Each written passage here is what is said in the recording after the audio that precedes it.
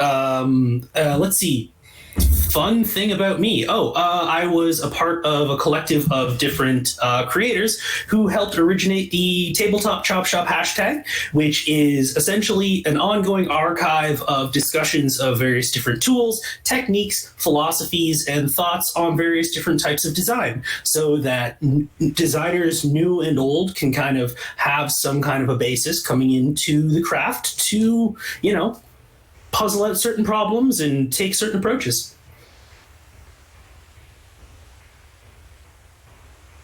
So this is Indie RPG Hour, where we basically come together with different folks and we talk about different kinds of topics.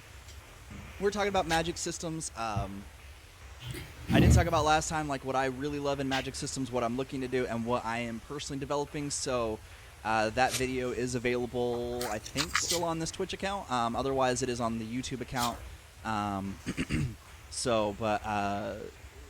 The quick, dirty version of it is I like things that have individual spell lists for types of magic, and I like high risk, high reward. If my character's going to end up with a tentacle arm instead of a regular arm due to backfiring magic because I tried a high level spell that I normally can't do, I actually enjoy that as a player and as somebody running games. Other than that, I kind of enjoy pretty much anything that you can toss at me, though, magic-wise, as long as it makes some sort of sense.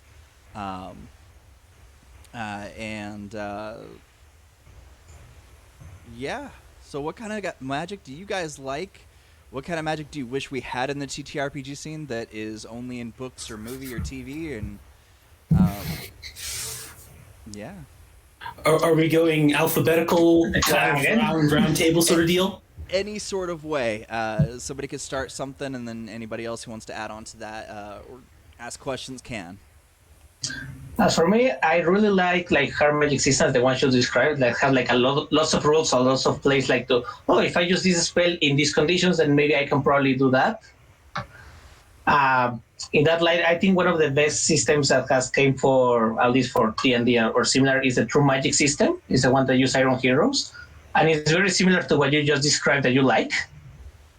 So you just have this huge, your evocation, you have this list of abilities, and then you can use them however you want. The bigger the spell, the higher the backlash that you can have. So yes, you may really explode all the region around you, but you can probably also implode onto yourself.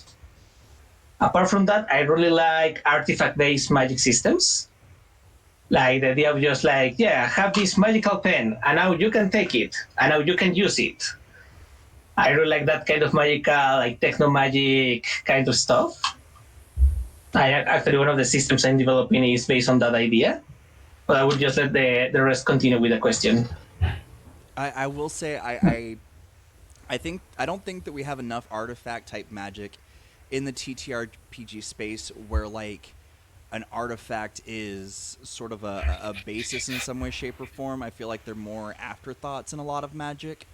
And I kind of like when there is a difference between a magical item that is charged that you can use like a fire spell a couple times versus this is a magical artifact, and depending on things that you do with it, it can be like a magical battery, or it can cast spells for you, or maybe it even has the trap soul of an ancient spellcaster that teaches you magical secrets or something. So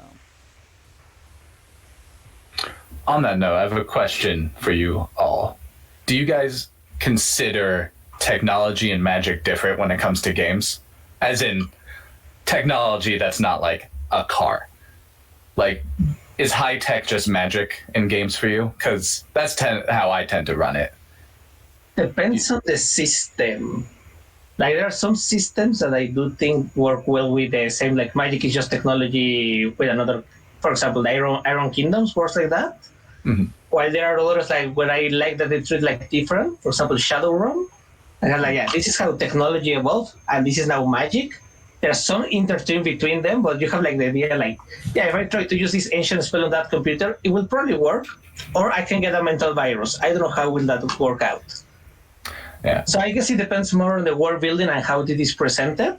But if it's supposed that magic has been always there, I just take it the same.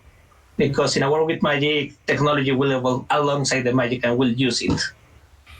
Yeah, I always try to think of it almost interchangeably because, I mean, no one can say exactly how a wizard might learn powers, so they might as well be a programmer if I don't understand programming, which I don't. So what they're doing is basically the same process. They're convincing a stone to say or do things or give you information that you couldn't originally get. So in that way, I assume all the people programming stuff are actually wizards, and in the same way you can use that to kind of make magic systems make sense. Ignorance. So it's actually interesting to kind of go back to RPG Hour's original question about like the types of magic systems that you're into. One, I actually don't have a whole ton of experience with a number of different magic systems in tabletop games, and to be honest, most of the ones that I had, the things that they kind of fell short for me, at least in terms of like what I was looking at, and the parts that I did enjoy are very sort of like very kind of boring, like as in for me to talk about. Other people's like, oh, there isn't just kind of this amazing sort of thing. I'm like, I'm the person who the best compliment that I have about D&D is that its grammar is immaculate. Like it's like everything in terms of phrases and sentence structure means that every part talks to every other part, and as long as you follow a particular sort of like section, 99% of the time, if a player asks you, can I do this with the spell, you can earnestly answer as a GM, what does the spell say? And like, you know, as much as that's kind of like a weird kind of sarcastic thing that people will be like, well, you should have read your spells. Yeah. But like you can earnestly answer that question by being like, oh no, it actually says, because there will be a stanza for this, a stanza for this, and a stanza for this. Now, in terms of magic, then the sorts of things that I like, it's kind of, with that being said, that I don't have a whole lot of experience with different magic systems, a lot of my inspiration is from books and other kinds of stories and that sort of thing. So primarily, and you know, Alastor and I have like kind of talked about this a lot on kind of different discords, but I'm very much about like, what's the emotion? What's the attachment? Like I design very much based off of feel. And when I think of magic, I think of magic as it currently exists for the most part has been, what do I have to do to get the thing that I want it to do? And it's very kind of transactional, and I think that typically it's kind of a very kind of Western, kind of imperialist sort of thing. It's just like, this is the thing that I use. It's like electricity, or it's like, for instance, science, like you were talking about. Whereas if you read something like Children of Blood and Bone and something like that, and talking about the relationship of a people to their stories, like magic is stories, magic is culture. Max Gladstone's craft sequence is another excellent example when I think of that. And so when I think about magic, my favorite kinds of magic are kind of occulted, like occult.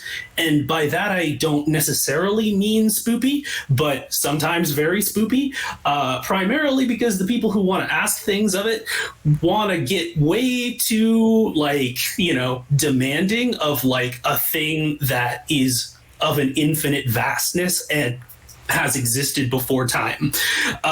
Like, to me, magic is alive, and you respect magic because if you screw with magic, it will screw you back.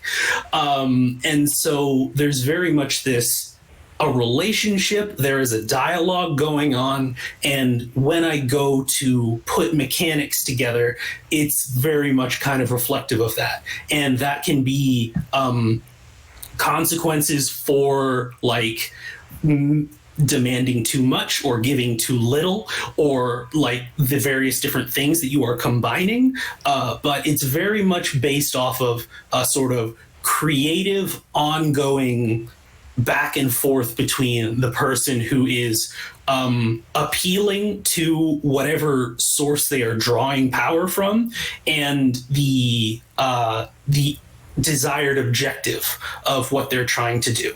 So,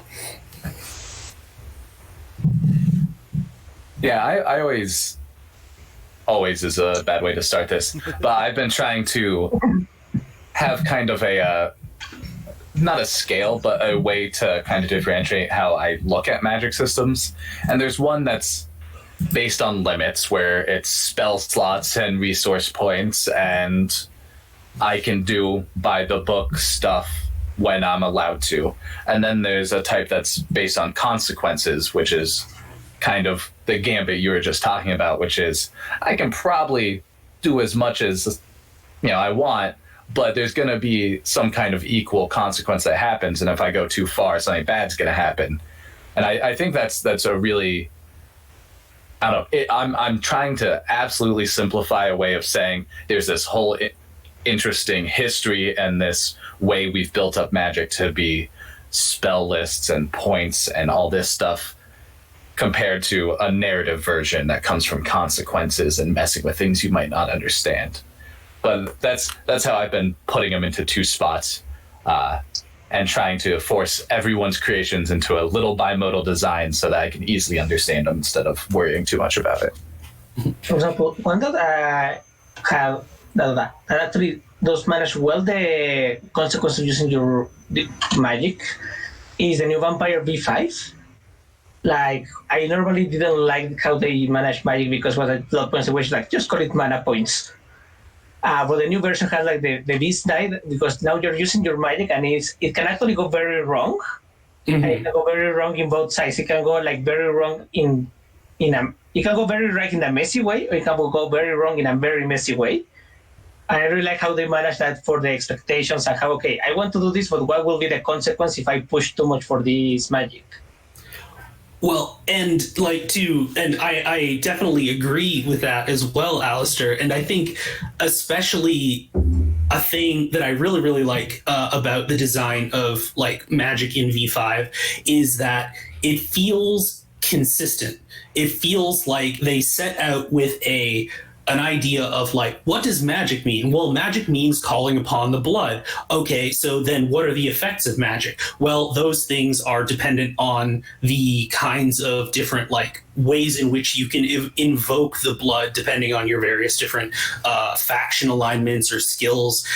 Okay, so then what are the consequences? Well, they are consistent with this overall kind of philosophy. It's like you say, you can have a messy critical and you can have a messy bestial failure, and all of those things are very kind of like it does what it says on the tin. And I think that a lot of the time when you get these kind of magic systems that maybe fall short of the mark, it's because there's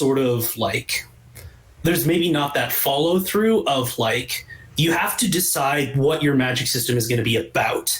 And by about, it's like, okay, so where does it come from? How does it work? What are you drawing from or invoking? What are you trying to do? What are you maybe giving up in an exchange to try and do it? What are the potential negative outcomes? And like, what's the power dynamic? Are you a scientist trying to harness electricity into magic, to use Alexander's example? Or are you a negotiator in a very complex business deal with a very powerful entity who's just like, you know what? I could crush you like an ant, but we can figure something out. We can talk to each other. Or are you reaching out into the vast blackness between stars in hopes that the thing there does not devour you and instead decides to deign to give you some kind of boon for some inscrutable alien purpose? And all of those things will result in a different subspecies of answers to those different questions. It's a whole different set of ecosystems that exists to that end. Yeah, I think one system. No, you go ahead. Alphabetical. I think one system that you will like is the Invisible Someone, because it has 4 different magic systems, and each time, technically, they draw from the same source, but I like 4 different interpretations of them. So one of them, the goetics, they are the one that you just summon an entity, can be demon, angel, celestial, dream creature, whatever, and it has like all the rules for how do you make a deal with them, what are the consequences of each types of deals that you can make, and depending on which type of deal you make with them is what are they going to do for you. It's not the same to just ask them, just guard this house, so just go steal this magic one from my enemies. Like the deal is going to be different. Also have like an artifacts based one that it depends on the materials that they're using. So their magic is okay, I have this material A, B, C, D. If I mix them, what will happen? I have like the full table of consequences. I also have like the random magic, like I can control the moon and darkness. Let me see what I can do at the moment. Which is very chaotic, it's very fun, but it's very chaotic for the GM. I also have like the classic Vancian magic spell book, predetermined spells that is the safest one, but it's also a little more boring than the others, depending on how are you planning to play it. Because sometimes the safe option is the good option if you don't want to die out at the moment in the story. Mm-hmm. Yeah, I've taken this kind of idea of the different types and try to link it back narratively, at least, to like what's the magic in this world a metaphor for. I don't think I'm using metaphor right, but like in 5e, magic's a metaphor for money because that's how you level up, so that's how you get stuff. So more money, more power. It's transactional basically. Whereas in a lot of games, it's how your emotions are flaring. If you go too far, the consequences will feed back into you and cause destruction. The thing I'm working on currently is it's basically a metaphor for natural resources. If very Final Fantasy VII, if you take all the magic out of the planet, you kill it, and then everyone dies. That whole type of thing. And if you link that back, it's a lot easier to think about, in my opinion, from like the design point of all those ideas that we've talked about. You can go, oh, this is what would happen in that story, I think, based on this metaphor, and then you continue on there. So now you know what the moon will do. It's going to destroy the ocean. I don't know. That's a bad way to end that. The idea of magic having consequences, I always find it very fun. And going back to the artifact space concept of a few minutes before, I do think that sometimes like in most games, the magical artifacts don't have like that part of consequences. Like most of the time they are treated as free magic. Like one interesting take on that one is the small game called Wield. The concept is that you are not the player, you are the magical object. So you're not playing as Juanito the Third with a magical sword, you're playing as the magical sword. And you're like going through different users through the story. Well, the idea is that the more power you give to your wielder, the more consequences the wielder will have. So yes, I can give you the power to cut mountains, but you can probably break your arms, so I will just give you a little less power.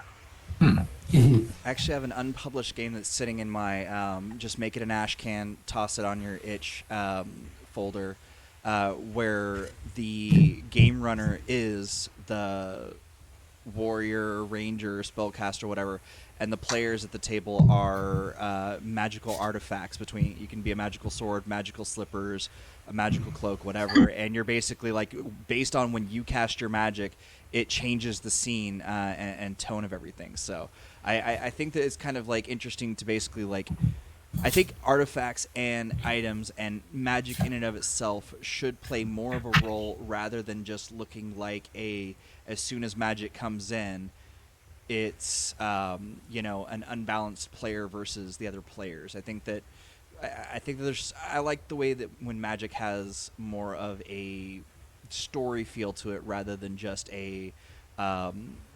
I can hit something with a sword and do 10 damage, or I can shoot a fireball and do 100.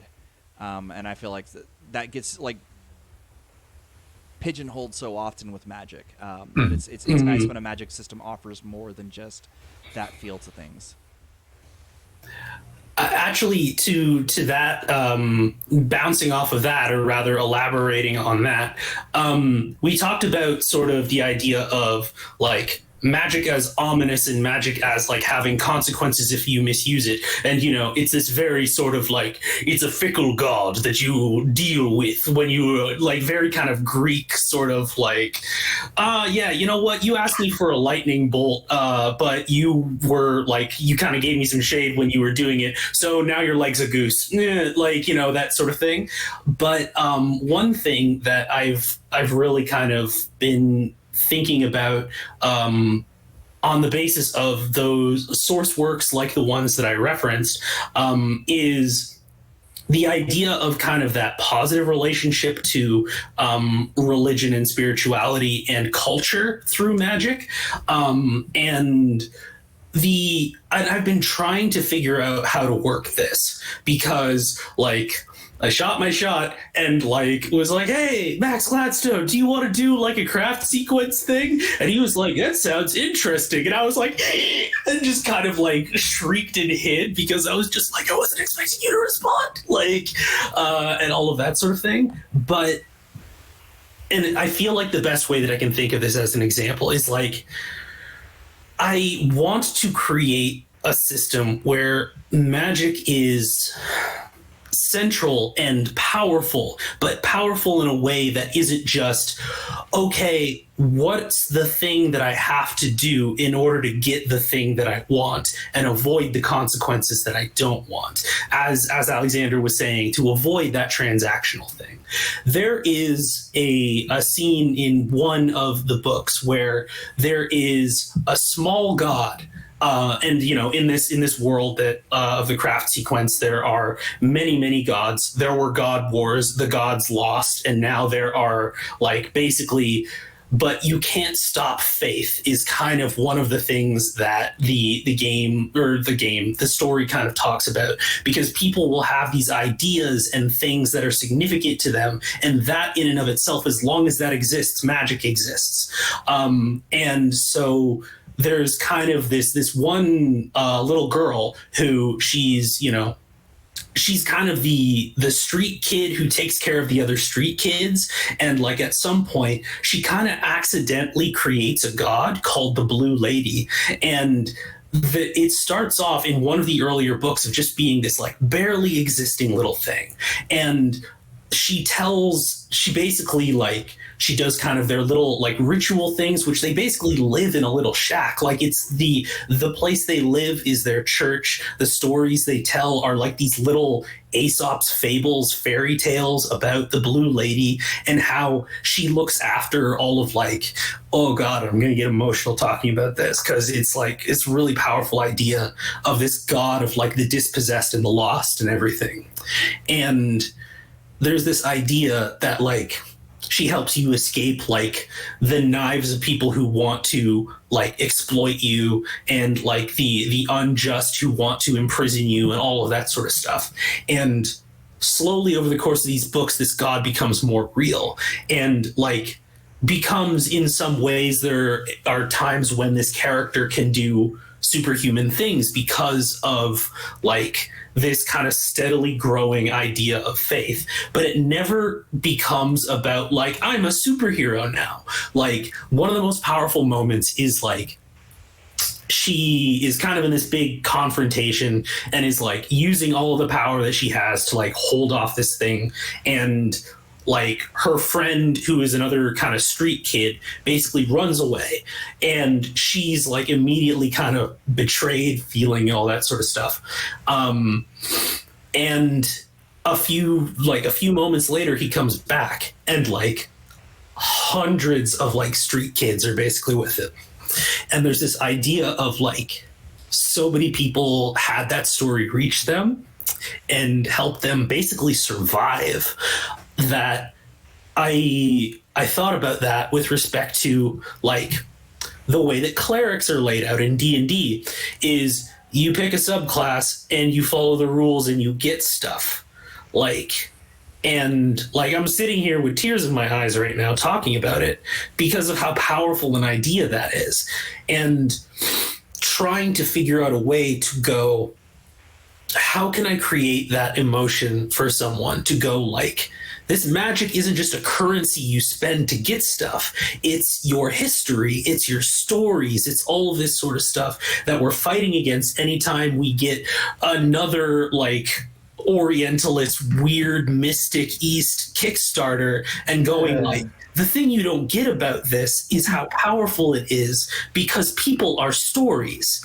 Like, and that is such a powerful thing. And people are stories and faith and magic. And that is so beautiful that, like, I haven't figured out how to do it yet, but I think that that's a paradigm shift that it's valuable to think about when we think about codifying how we approach magic. So anyways, that was me talking for like 5 minutes straight. Someone else, please take the reins from me. Stuff like that is why I actually, in a game that I'm writing, separated out magic and faith. And it's because I have faith working in a different way that literally, depending on things that you do, you're talking to a being or working with spirits or nature or something to gain the power from them. Versus magic, the only time you're going to do that is arcane things. But I do have something sort of similar where if you carry around a item that you believe is the word is skipping my brain. I can't think of it. But a representation is not the word is not one. Totem? No, not totem. But it's a representation of a god. Even if that god doesn't exist, you're gaining powers from it because of your belief, because of your faith in that that your powers are. And so I've always for one of my systems, I have separated those two out because of just how different I always feel like magic and faith can be. Because magic is from some kind of arcane source or something, versus faith is you believing in something and this being giving you that power. Unless you just want to make a deal with like some arcane thing or an old god, an old magical being that's like, I still have some magic power lying around. Here you go, kid. Yeah, and then what I see a lot in stories is like what Vincent was talking about with basically magic being a form of willpower manifested, and the more people who believe in it, a lot of times the more strength it has.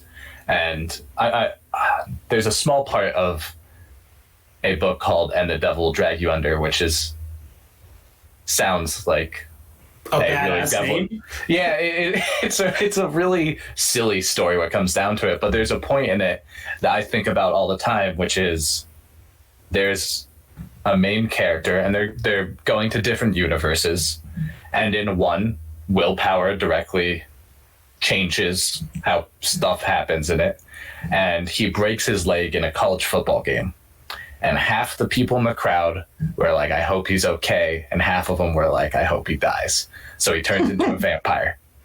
And that's and it's so silly, and I love it. Yeah. Like you do. So somewhere between, and that whole point of is him trying to figure out how to handle being a vampire, and then but it's so silly, but at the same time I'm like, I do love the idea of just 20,000 people angrily in stands accidentally changing this person into a vampire just because they're like get so in such an emotional fury or whatever.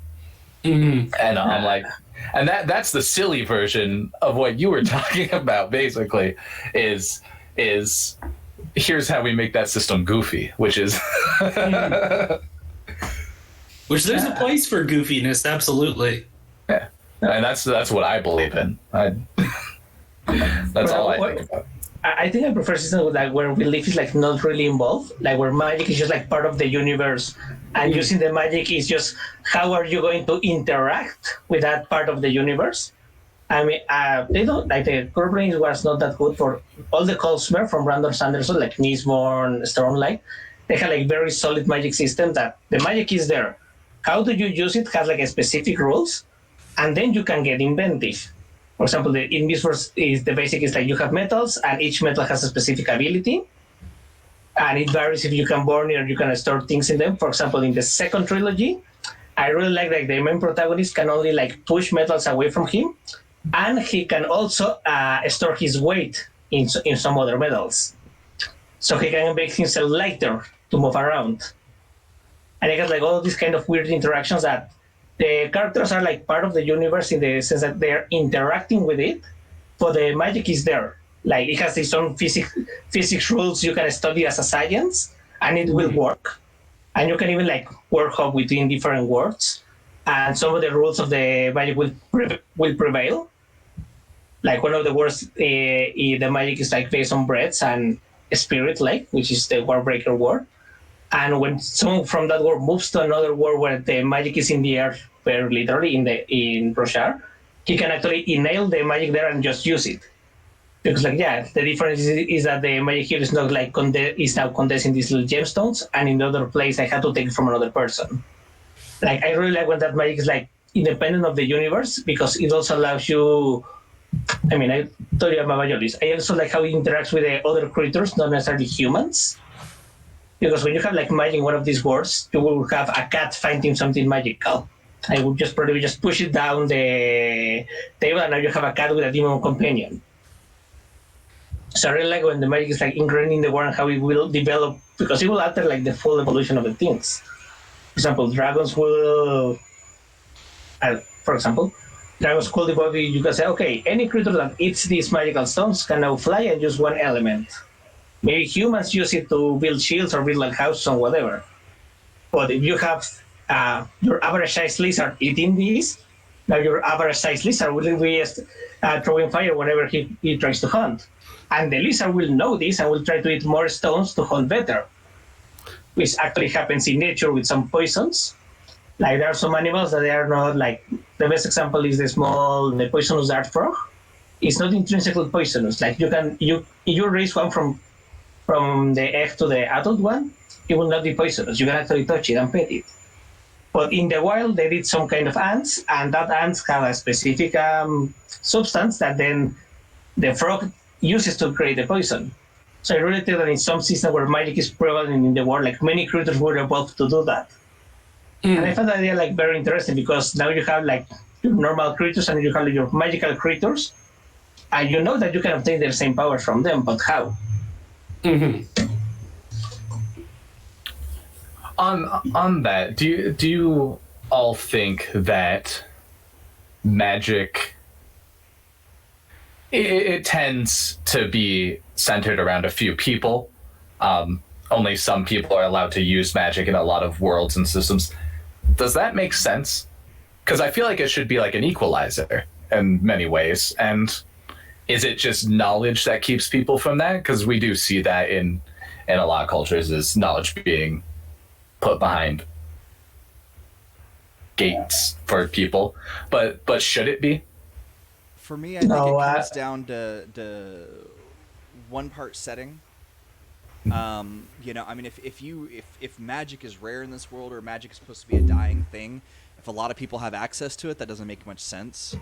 And so I think a big part of it is just, at the end of the day, what's the setting like? What is the purpose of magic?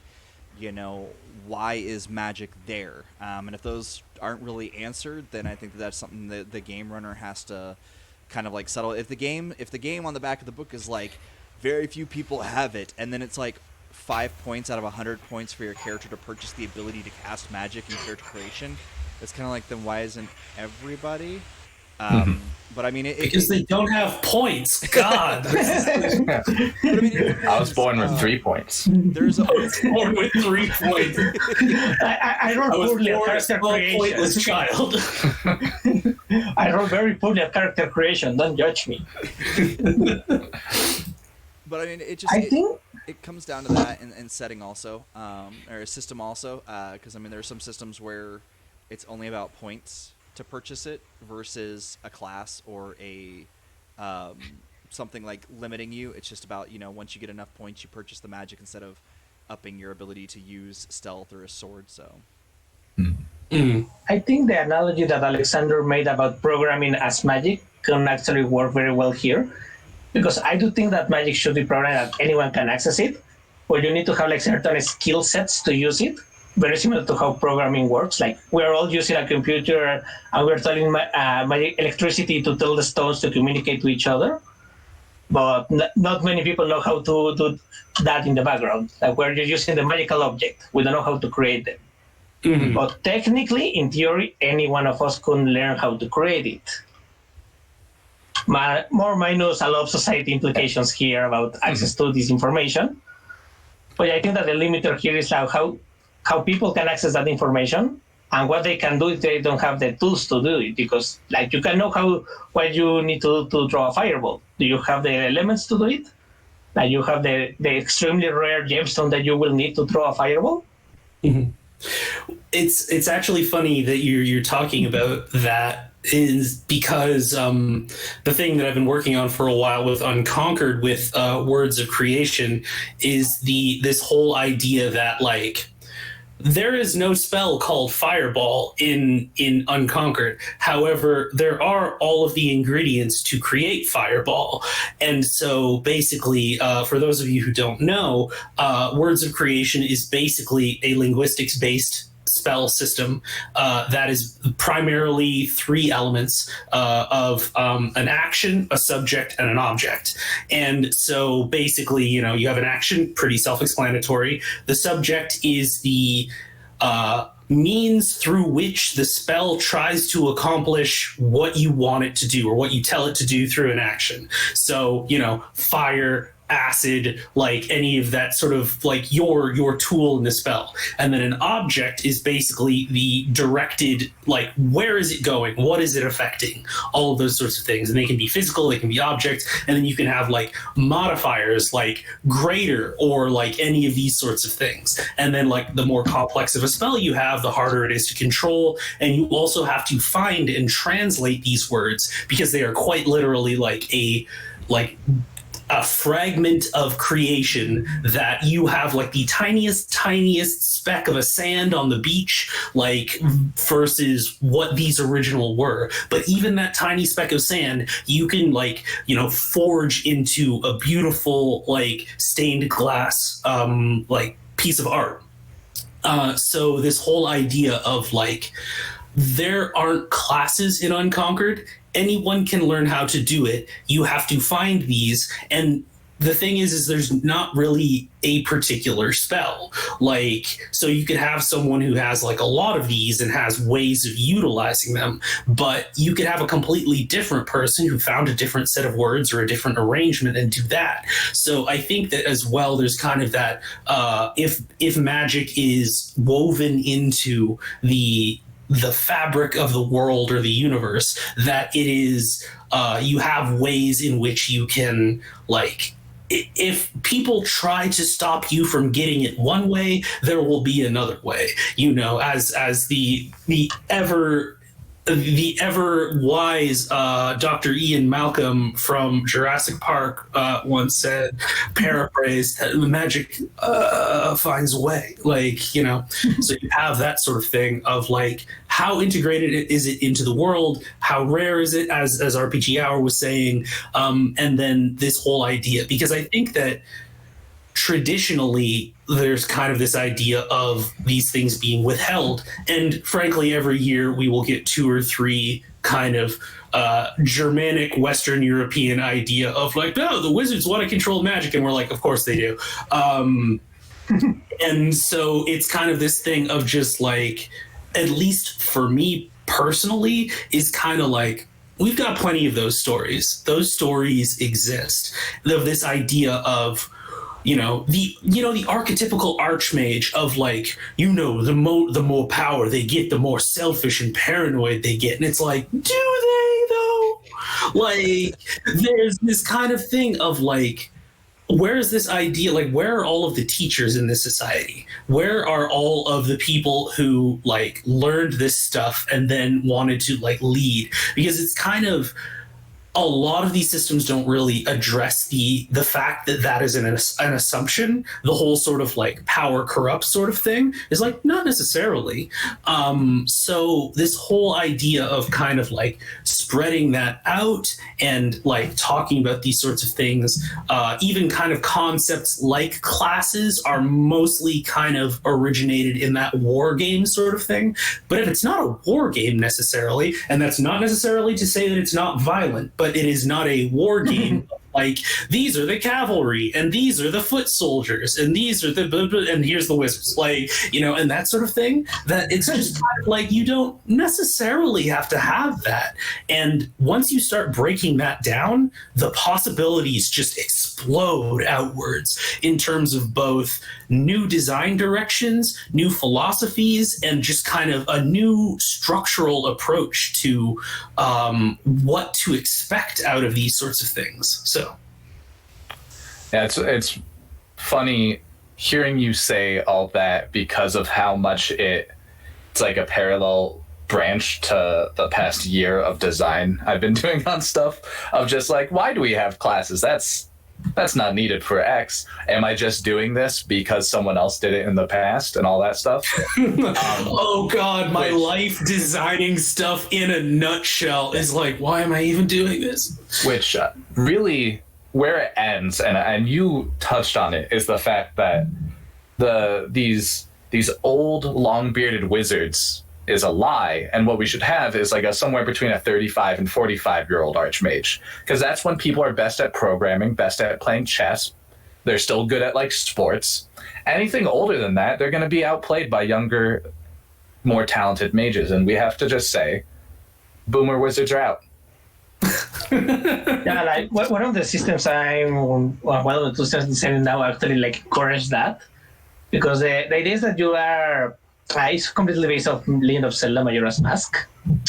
So the idea is, if you manage to defeat a creature, you can turn that creature into a mask with magical powers, but anybody can make that mask. So the more powerful ones are not the ones that are like extremely old and I have accumulated all of these masks. It's like, the most powerful ones like ones that are young enough to actually interact with these creatures and get them into the mask, and not like the old ones, because if you're old, like you can use the mask, but it will be probably easier to just buy them instead of create them.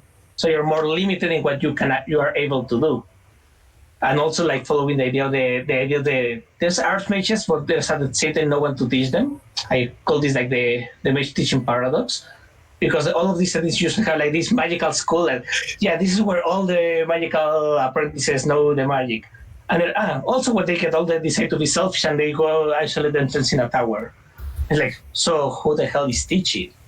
Like, they just have like magical Zoom classes from the tower. And then there's just like the magical equivalent of like Ed Harris in the Truman Show just being like, shit, he knows. they know.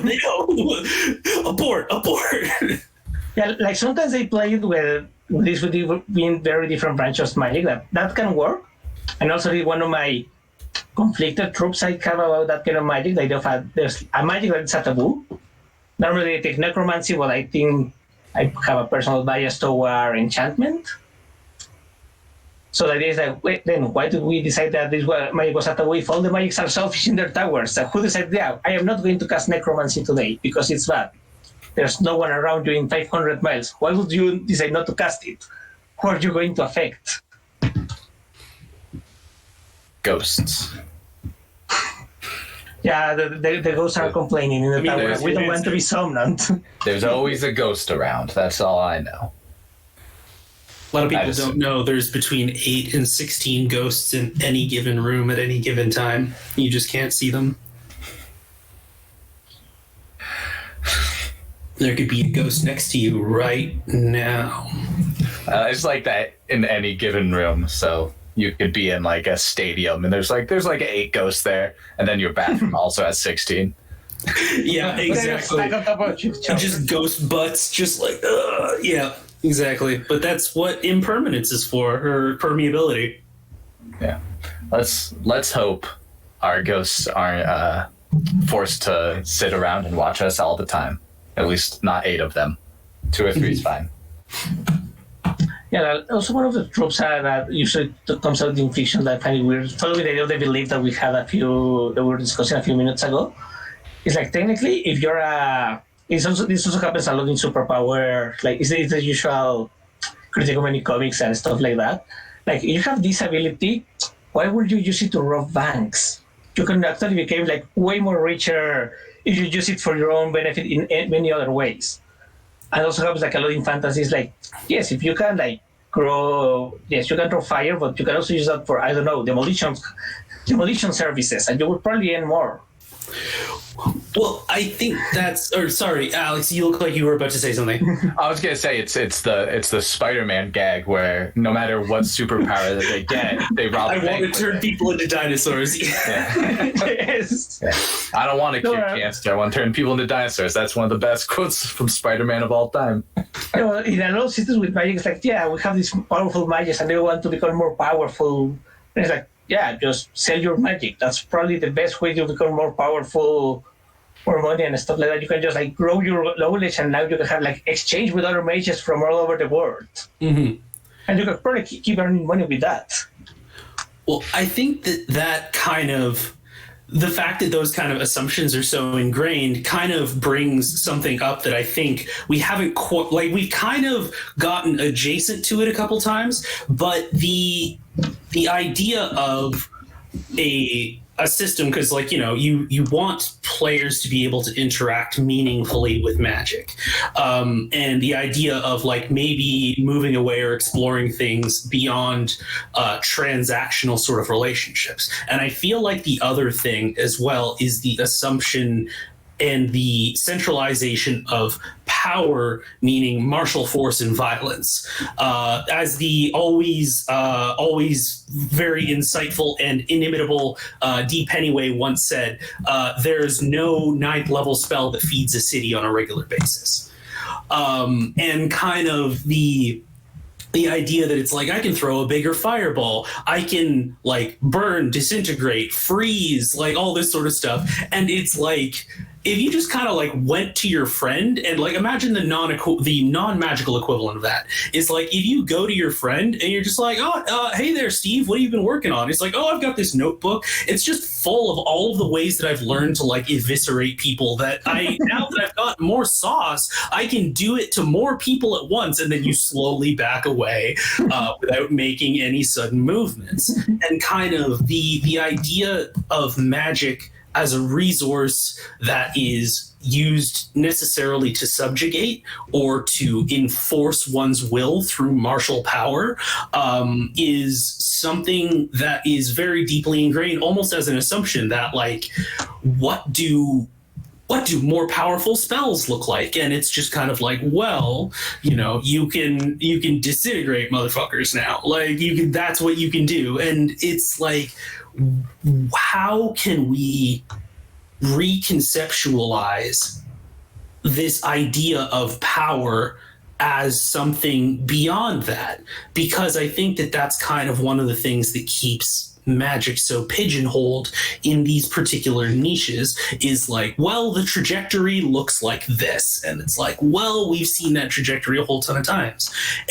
But we keep kind of coming back around to that. And we will, but only as long as we continue to make the choice to come back around to that. Sorry, just one like sentence more is just like, when we are conceptualizing mechanics, ergo the tools that players use to interact with magic, we can imagine that those tools are something other than hammers or something other than in relation to forcibly controlling someone or avoiding having to stab someone or just incinerating them. And I think that in discussions of the levers and like, you know, where the dice go and what that does for you, exploring those avenues would be is a direction that I hope that more games and more larger games attempt to do going forward as well. I think that I actually have like a very good theory about why would we do that with magic? And it's because of the confusion between soft and hard magic. Soft magic is like, I just do this and then it happens. It's because I'm powerful. and it came from Tolkien. And in a Lord of the Rings, Silmarillion, and all of that, like the people that can use this magic are the all-powerful, the rulers, Sauron, Gandalf, whatever. They're extremely powerful, and they are the ones who are controlling and moving the strings. But that works in that setting because magic is something mysterious. You can quantify it. So yeah, of course, Gandalf is going to be using that spells because I have no idea what he's doing it, because he's divine or something. The issue comes out when people try to adapt that idea of some weird people can use this powerful magic into a more hard system with established rules and how does it work. Because now then why is he the only one that can do it? And why is he so focused on getting power? Because we are getting the inspirations from Sauron and from Lord of the Rings. I'm not sure that works in that context, but I do think that we need to go like beyond those examples of magic and see how it's done in the stories, for example, in the Ramayana from India and in other places, because magic works very different when you are not constrained by that idea that only the powerful can use magic. And if you're using magic, then you must be trying to be powerful. In this sense, powerful being powerful in a martial sense, controlling armies, whatever.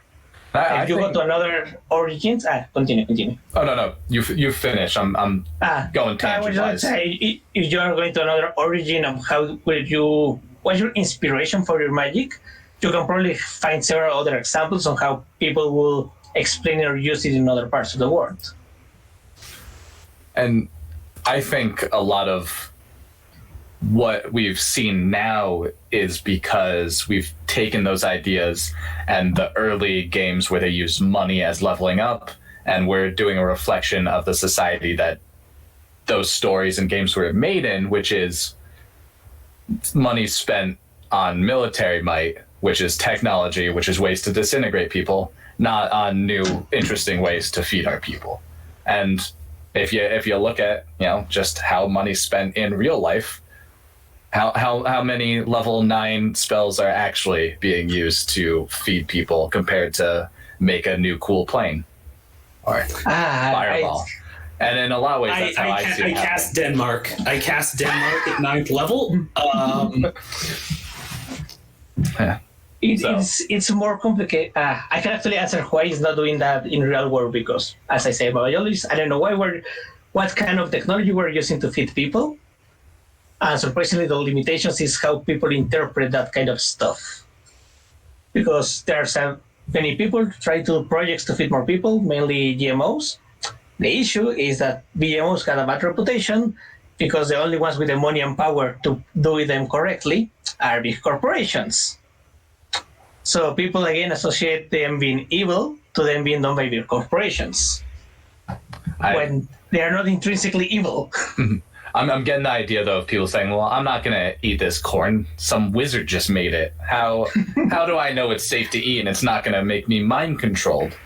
That's actually a very good plot hole that I will now steal for a story. One sec, dibs. No. Yeah, exactly. Yeah. Well, we are actually at the end of our time. If y'all want to do y'all's outros, same order as earlier. Okay. Well, my outro, I'm Alastor. The game system I mentioned about masks is actually the pre-launch link is now up. You just Google, let me 1 second. I can probably paste it on here it is. I can probably just paste it here in the chat. 1 second. In the Twitch chat. Got it. There it is. So the overall phase we are working on that system of magic is mask-based to manage to get this creature, and now you can use the power for yourself. But part of the creature remains in the mask. We are going to launch it in around 2 to 3 weeks, more or less, once we get more artists from Latin America. As I mentioned, I'm from Mexico, and we work normally with all Latinx teams, artists from here, writers, editors, etc. And so that will be my outro. You can also follow me on Twitter. I usually post a lot of stuff about this and other kinds of promotion for people from non-Western, from not the USA and non-Western Europe. Let's see. So my outro, pretty much you can see my Twitter handle below my little window here, where you can follow me on Twitter if you want to hear me talk about more kind of design ideas and just kind of random thoughts and things like that. And as well, if you want to hear me go more into design and utterly fumble stealth numerous times, as I did today on stream, you can also follow my stream, the Stream of Consciousness, Mondays and Fridays from 5:30 to 8:30 to twitch.tv/Dichotomous Prime. And all of those are located on my Twitter handle as well. I am definitely still looking for individuals who, if you want to do cultural consultation, even I do kind of ludonarrative dissonance consultation. Basically, the non-$10 word version of that is if your mechanics, if you want your game to feel a certain way, but you're not quite getting the oomph out of your mechanics that you want, and it's not like kind of vibing the way that you want, that's what I deal with. And I pretty much design by feel. I am a big squishy ball of emotions, as you noticed today. So yeah, that is something that I do. Please feel free to get into contact with me via DMs, and we can maybe work something out. And I'm Alex, Kitty Crusade on Twitter. I talk about games a lot, but I talk about nonsense more. If you want to talk about games, my pinned tweet is a Discord channel where we do that. I'm all good. This has been IndieRPGHour, and while this is over, if you stick around, I'm about to do an interview with a small creator who has a zine on Kickstarter right now. So you can hang out in the chat if you want, and we'll be right back with that.